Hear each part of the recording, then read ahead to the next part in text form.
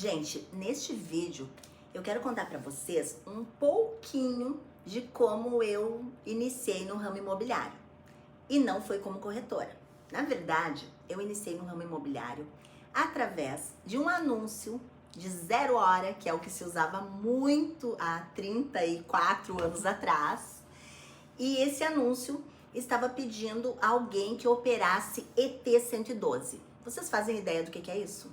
Nem eu fazia a menor ideia do que era isso naquela época. Mas assim, me chamou a atenção numa imobiliária, a chamada, né, para o emprego, o anúncio de emprego, me atraiu. Eu sempre fui muito de seguir a minha intuição. Se algo me chama atenção, eu vou lá descobrir o que é, porque eu sigo bastante a minha intuição e aconselho a seguirem a sua intuição, porque eu defendo a teoria de que a gente sempre sabe qual caminho a gente deve seguir. E aí eu fui, através desse anúncio, numa entrevista de emprego, onde eu estava dizendo que eu sabia operar uma ET-112. E, gente, não tinha Google. Eu não tinha como descobrir do que se tratava. Não, nem numa biblioteca, era tudo... Eu fico pensando como é que eu vivia sem Google, mas vivia. Então, fui feliz e satisfeita lá descobrir o que era a ET-112. E a ET-112 era um lançamento, uma máquina de datilografia com editor de texto. E isso era, uau, meu Deus, uau! Então essa máquina era uma coisa maravilhosa. Essa imobiliária estava com lançamento, que eu vendo imóvel nesse lançamento até hoje, que é o Morada do Esteio. Esse lançamento, eles estavam com essa máquina porque lá eles faziam a venda, uma parte com financiamento e a outra parte com 60 notas promissórias. E essa ET-112 encantada, ela servia para isso.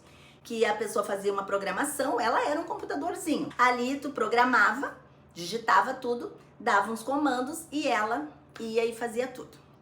O que eu fiz? Eu enrolei que eu tinha que dar uma olhada no manual, porque fazia muito tempo que eu não sabia o que era, que eu não mexia naquela máquina. Daí fiz um teste de datilografia numa máquina elétrica normal, que eu também nunca tinha mexido, porque eu só conhecia as manuais. Mas ali fui mais ou menos, uma colega me deu uma ajudinha e consegui fazer ali um teste ridículo. Mas, resumindo, eu consegui sair dessa entrevista, não sei nem de que jeito, não me lembro detalhes, com o manual da ET-112 debaixo do braço. E isso era um ouro. Eu sempre gostei de ler e sempre tive facilidade de decorar. Resumindo, gente, eu peguei aquele manual e, claro, o básico do básico. Óbvio que eu não aprendi tudo, mas eu aprendi como botar folha, como datilografar, o básico eu aprendi.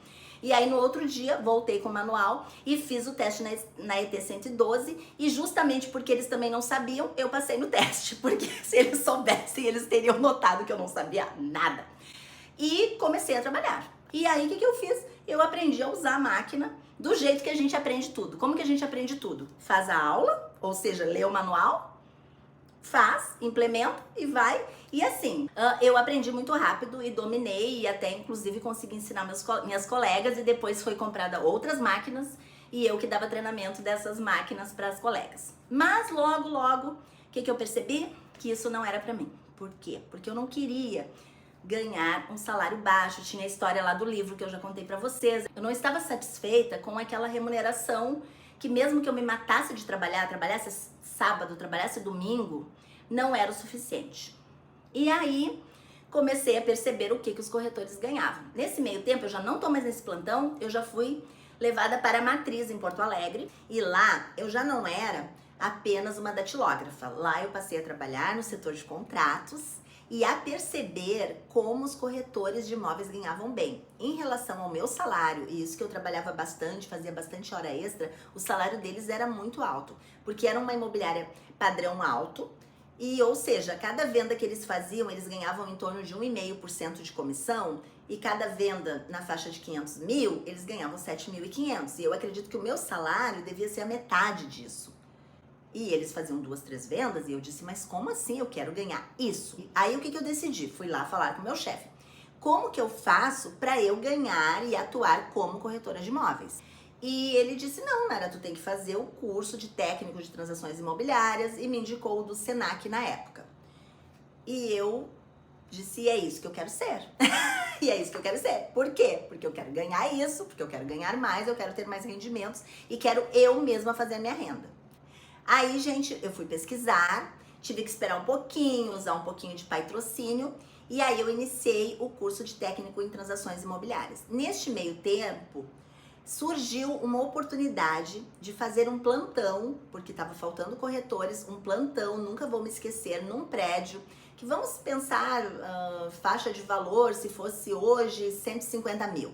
E era algo meio que tirar pedido. E eu fui fazer esse plantão num domingo, e vocês não vão acreditar que eu fiz 3 vendas.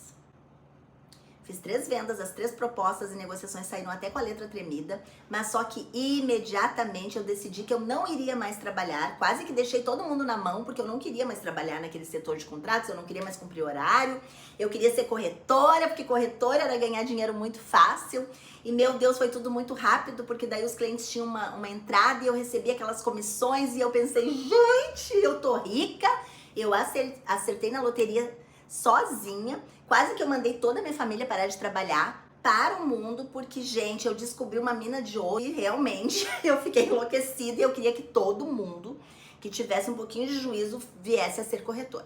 Recebi aquelas comissões que na época, meu Deus, muito, muito mais, meses e meses de salário e me fui pro shopping, porque agora eu tô rica, agora é fácil. E fui e gastei todo o dinheiro, saí do shopping, como eu sempre sonhei, cheia de sacolas. Imagina, gente, eu tinha 19 anos. Isso foi, assim, ó, algo além. E eu sou uma pessoa que eu vim do interior, de uma família super simples. Minha mãe sempre foi o patinho feio, a gente sempre foi os pobrinhos da família. Quando eu fiz essas primeiras 3 vendas, eu fiquei muito emocionada e muito feliz e muito contente pelo dinheiro. E saí a gastar igual uma louca. Resumo da história, na mesma semana também já pedi demissão, só ensinei lá o meu trabalho, assim, né, pra quem pudesse ficar. E sabem quando que aconteceu minha próxima venda? 6 meses depois. O bom disso, a única coisa boa que eu tirei disso, de ficar 6 meses sem vender, foi que eu percebi que eu não estava preparada, que eu tinha que aprender muito mais. E também bem rápido eu percebi que o ideal não é gastar todo o dinheiro quando a gente faz uma boa venda como corretor imobiliário. Embora há muitos anos que eu já sei que dá para vender todos os meses e eu vendo todos os meses há muitos anos, ficou aquela lição lá atrás que eu nunca esqueci de guardar. Guarda um pouquinho, quem é autônomo, quem é corretor, quem empreende, quando entra uma bolada, quando entra um bom valor, e naquela época, 3 imóveis, mesmo que fosse de valor baixo, para o meu custo, para o meu padrão, era sim uma bolada, eu devia ter guardado um pouquinho, tá, gente? Mas serviu de lição e eu não desisti, eu persisti e eu percebi que eu tinha que me preparar também mais.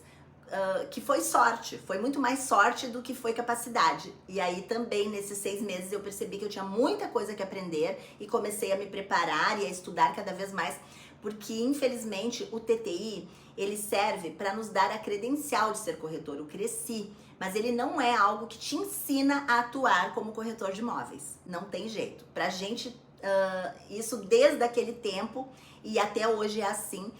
A gente mesmo tem que buscar a nossa capacitação e nos manter atualizados e preparados, porque o mercado imobiliário, ele tá sempre, sempre, sempre em mutação. E a gente tem que acompanhá-lo se a gente não quiser ficar lá para trás choramingando. Ai, mimimi, não vendo todo mês. Quem busca capacitação, quem se prepara, quem trabalha, quem é especialista, não fica sem vender nunca. Podem ter certeza do que eu estou dizendo para vocês. Então, moral da história, quando vender bem, guarda.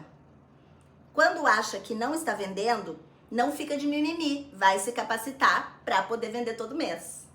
Enfim, aqui eu contei para vocês como foi que eu comecei, só lá o iniciozinho, bem iniciozinho, há praticamente 33 anos atrás, mais, né, 35 anos atrás, se a gente for pensar, eu tô no ramo imobiliário, mas há 33 atuando como corretora de imóveis.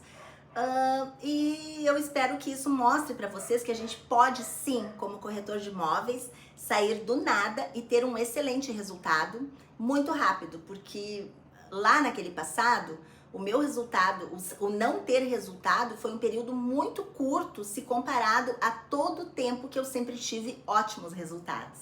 Gente, então é isso, eu contei pra vocês bem o meu iniciozinho lá como foi. e depois disso eu tive outros períodos de montanha-russa, como eu falo, mas há muitos anos que eu consigo ter uma estabilidade nessa profissão. Então, eu ainda vou ter muitas histórias para contar para vocês de momentos mais difíceis e de momentos mais tranquilos. Mas o que eu quero que fique de toda essa história é que sim, ser corretor de imóveis pode ser algo muito bom, muito tranquilo e que a gente pode sim viver de corretagem e que não é aquilo que às vezes até alguém da família diz: ai, por que tu não vai procurar um emprego de verdade? Ser corretor de imóveis não é ter um emprego de verdade ou de mentira, é empreender, é fazer você mesmo a sua renda, o seu horário, como que vai ser a sua vida. E dá sim para ter um resultado excelente, independente do que os outros digam.